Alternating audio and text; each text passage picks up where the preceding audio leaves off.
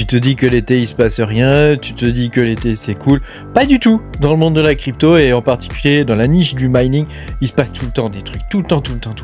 Je vais t'expliquer tout ça dans cette vidéo.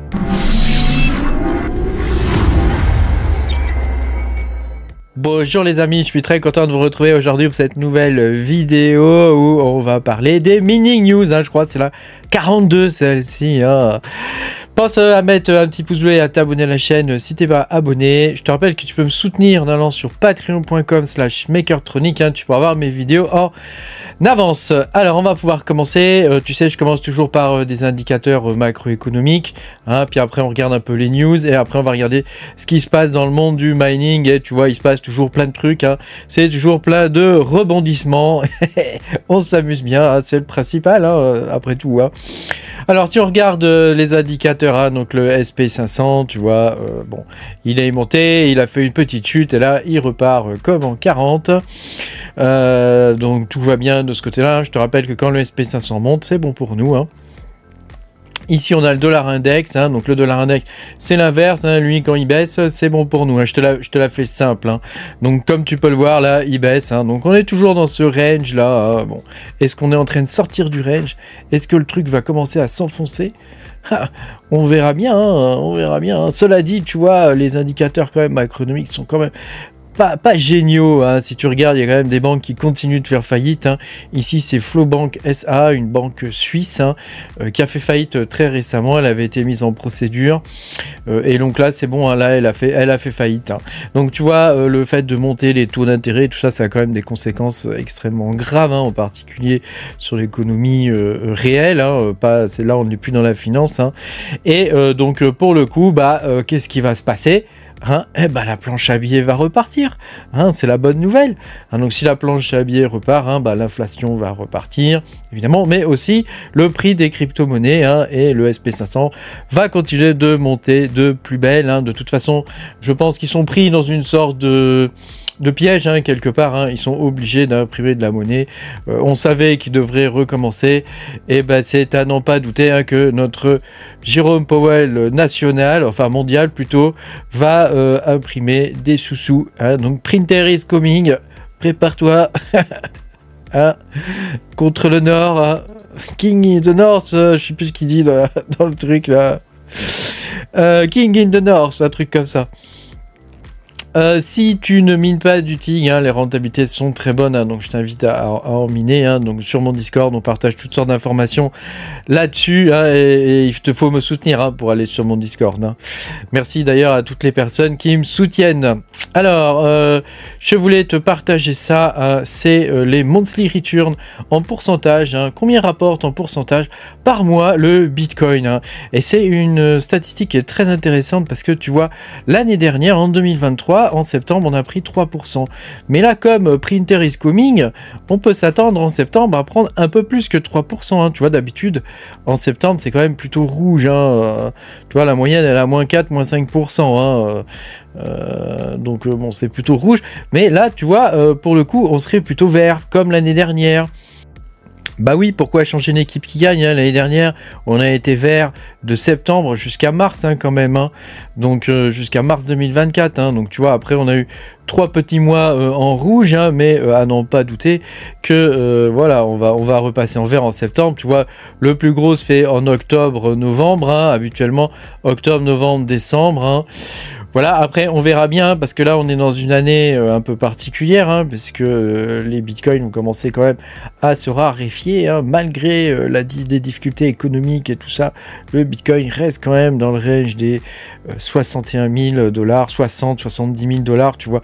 On est en phase d'accumulation là, donc ça va repartir la hausse, forcément. Je serais très surpris que ça reparte à la baisse. Voilà, je voulais te partager ça aussi. Les AMD 9950 sont sortis. Je t'ai fait une vidéo sur le sujet. Donc là, on le trouve à 739 €. C'est un peu cher quand même encore. Voilà, je voulais te partager ça aussi. C'est Son of a Tech qui en parle. Il fait des vidéos très intéressantes. Et là, il parle de VPU. Donc c'est un nouveau type de puces qui sont dédiées à la cryptographie. Et alors, Alors tiens-toi bien, regarde, ce sont des puces qui ont la puissance des ASIC, mais qui sont programmables comme des cartes graphiques, eh oui, comme des GPU, tu vois. Donc tu vas avoir la facilité d'utilisation de GPU avec la puissance d'ASIC. Donc ça veut dire que tu vas pouvoir miner toutes sortes d'algorithmes. Donc ça, c'est vraiment un game changer, hein. Donc pour l'instant, on n'y est pas encore, hein. On a encore le temps de faire des sous-sous avec nos CPU et nos GPU, hein. Bon, quoique les GPU rapportent plus grand chose, hein, depuis quelques années maintenant, hein.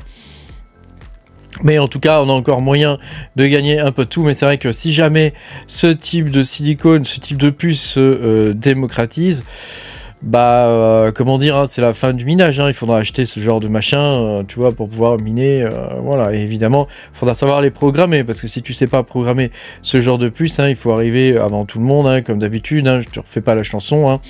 Il faut arriver avant tout le monde, donc là, tu vois... mais ça pourrait aussi dire que même pour les fermes de minage de Bitcoin, ça pourrait devenir compliqué, hein, si ce genre de puce a une efficience pas mal, hein. Ça pourrait devenir compliqué. On pourrait peut-être commencer à miner du Caspa avec autre chose que des ASIC. Ça pourrait être cool. Je voulais te partager ça aussi. Le chia. Non, ce n'est pas un gros mot. Hein, le chia. Ce n'est pas une graine non plus. Hein, c'est une crypto-monnaie. Arrête d'avoir l'esprit mal tourné. Hein. Le chia a fait une déclaration à la SEC. Hein, ils ont fait un dépôt à la SEC. Comme quoi ils vont permettre une IPO, hein, c'est-à-dire la vente de leurs actions. Donc ça c'est intéressant parce qu'ils rentrent dans le marché régulé. Donc tu sais, le chia, moi j'en mine toujours, hein, alors je le mine à l'ancienne. Hein. Alors je sais pas ce que ça me rapporte, hein, je t'avoue, je regarde pas souvent, hein, parce que le truc je l'allume et ça tourne tout seul. Mais voilà, je continue de gagner des chiens que je stocke sur mon Tangem. Hein, voilà. Je voulais te partager ça aussi parce que c'est peut-être la fin d'ailleurs du minage du chien, hein, parce que il y a des FPGA qui arrivent. Et il n'y a plus besoin d'avoir de disque dur pour miner du chia. Donc ça, c'est une grande mauvaise nouvelle, j'ai envie de dire. Hein. C'est terrible, hein, quand même, hein, parce que le mining, depuis quelques années, il est attaqué de toutes parts, hein, par toutes sortes de matos, tu vois, un peu particuliers, des FPGA, des trucs comme ça, qui rentrent dans le game et qui défoncent les rentabilités sur, là, entre autres, là, ce sont sur les disques durs, hein, mais on a vécu ça au niveau des GPU, hein, on s'est fait défoncer la gueule par les ASIC. Bon, alors, c'est une histoire ancienne, hein, le GPU ASIC, tu vois, c'est une histoire ancienne. Bon, sur les CPU, quand même, on est toujours bon, hein, il y a toujours des coins très intéressants à miner, y compris des nodes et des trucs comme ça, hein, donc ça, c'est actuellement sur mon Discord, hein, c'est vrai que c'est les coins que je donne, hein, ce sont principalement des coins CPU en ce moment, hein. Voilà, je voulais te partager ça, hein, tu peux avoir 10% sur Tangem avec le code Makertronic, hein, et Tao, tu vois, normalement on peut faire les échanges Tao sur le Tangem avec changenow.io. Hein, donc ça te permet de faire les swaps et tout ça directement depuis le wallet, et donc c'est supporté, hein, donc ça c'est cool. Voilà, je voulais te partager ça aussi, hein, c'est Casplex, hein, qui arrive à tourner à peu près à 500 opérations par seconde. Donc Casplex, hein, pour te rappeler ce que c'est, hein, ce sont les DApps qui arrivent sur Caspa, hein, donc ça c'est vraiment un truc génial, hein, c'est le KRC20. Donc c'est vrai que le lancement en bêta a été un petit peu merdique, on va dire. Hein, faut quand même dire ce qui est. Donc là, je pense qu'ils sont en train de rattraper le truc. Donc ça serait pas mal, hein, parce que Caspa, à mon avis, a besoin de ça. Hein. C'est difficile d'avoir une crypto-monnaie sans smart contract. Hein. D'ailleurs, le Xelis est aussi en train de développer ses propres smart contracts. Hein. Le Xelis qui se porte plutôt bien. Hein. Tu vois, regarde, hein, au niveau du prix, hein, c'est plutôt pas mal, hein, parce qu'on était quand même dans les 5 $. Hein. Le prix a fait quasiment x2. Hein. Pour rappel, Xelis, hein, c'est une crypto-monnaie qui a été développée from scratch, hein, qui est entièrement écrite en Rust et qui amène un certain nombre de nouveautés pour les blockchains de Layer 1. Donc moi, c'est une blockchain que je suis de près. Alors, je ne hold pas de bague de Xelis, je n'ai pas de Xelis, hein, mais je trouve que la technologie est intéressante. Donc voilà, tu sais, il n'y a pas que le fait d'être intéressé parce qu'on a un bag. Hein, on peut aussi suivre des crypto-monnaies parce que, voilà, elles sont pas mal, et en plus, voilà, ce sont des Français, il me semble, qui sont à l'origine du projet. Goldshell, tu vois, qui partage son nouveau miner, hein. Donc ils ont un nouveau miner, bah oui, hein, ils ont un nouveau miner de Kaspa. Alors là, tu vois, je t'avoue, je les attendais pas là-dessus. Un nouveau miner silencieux, hein, quand même, pour 1800 watts, hein. Donc là, on n'est pas sur les petits miners de Ice River, hein, et 5,5 TH, hein, avec 327 joules par TH. Tu vois, c'est quand même une jolie bestiole, hein. Donc à voir ce que ça va donner. Je connais pas son prix, hein, ni rien, mais voilà, ça peut être intéressant en tant que home miner, c'est-à-dire que c'est du minage silencieux. Donc ça, c'est vraiment ce que nous on cherche, hein, les mineurs de garage, hein, parce que on peut pas mettre un mineur à 3500 watts qui consomme 3500 watts, hein, et qui derrière te sort du 95 dB. C'est pas possible, quoi. Les voisins ils vont pas aimer, et même toi, si tu mets ça dans une grange à côté, tu vois, je veux dire, tu peux pas vivre avec un moteur d'avion qui tourne en continu, c'est pas possible, quoi. Donc là, à mon avis, c'est pas mal, hein, ce genre de mineur, ça peut être intéressant. On verra bien ce que ça donne. Espérons que j'arrive à en avoir un, ne serait-ce que pour le tester, hein, pour voir un peu la tronche du truc, quoi. J'avoue, j'aimerais bien, quoi. Voilà, ici, tu vois, nouvelle exchange pour le Xelis, hein. Ah bah mince, j'avais pas mis à la suite du Xelis, tu vois. Mais voilà, Xelis continue son petit bonhomme de chemin. Un Spectre aussi, un Spectre qui est un coin rentable, hein, si tu mines avec des CPU. Spectre est toujours rentable en ce moment, hein, voilà. Bon, après, bon, c'est pas une rentabilité de fou, hein, on va pas se cacher ça, hein, mais voilà, ça reste quand même cool, quoi. Tu peux faire 7-10 balles par jour avec ça, hein. Ça peut être quand même intéressant. Si tu as une 10-15 CPU, hein, ça peut être pas mal.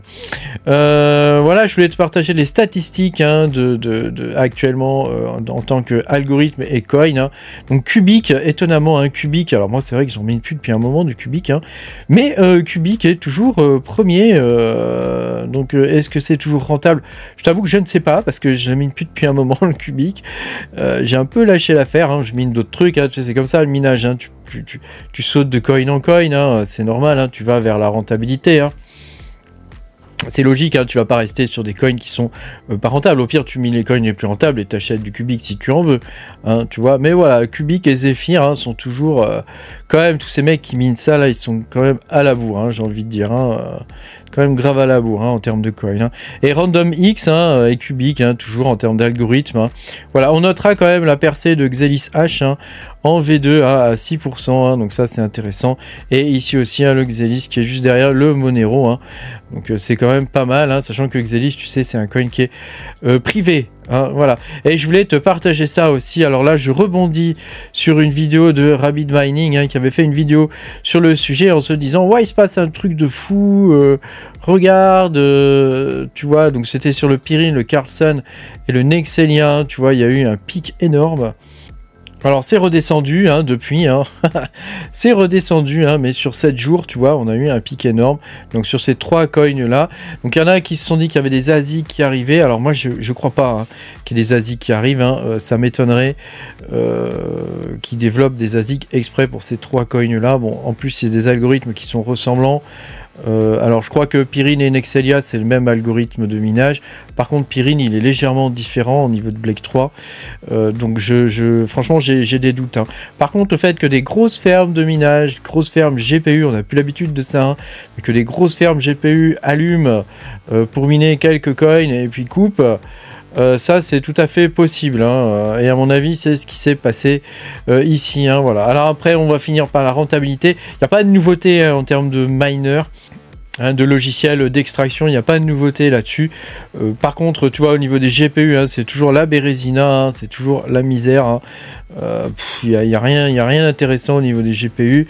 Au niveau des CPU, bah, c'est pareil, hein, c'est toujours un peu la misère. Bon, le Spectre est toujours numéro 1. Hein, au niveau des CPU. Alors c'est intéressant Spectre, hein, s'ils arrivent à mener leur projet à bien, c'est un projet qui est intéressant, donc on verra ce que ça va donner, hein, voilà. Après au niveau des ASIC, hein, bon voilà, hein, on va pas refaire la chanson, hein, c'est toujours rentable, hein, évidemment, hein, avec Alephium et Kaspa, hein, c'est toujours très rentable, voilà. Les FPGA, bah ça moi je mine pas du tout de FPGA, puis j'avoue c'est vraiment un truc qui m'intéresse pas du tout, les FPGA, donc voilà, hein. La messe est dite, hein. Merci beaucoup d'avoir regardé cette vidéo, pense à mettre un petit pouce bleu, à t'abonner à la chaîne si t'es pas abonné. Moi je te dis à bientôt pour de nouvelles aventures. Salut.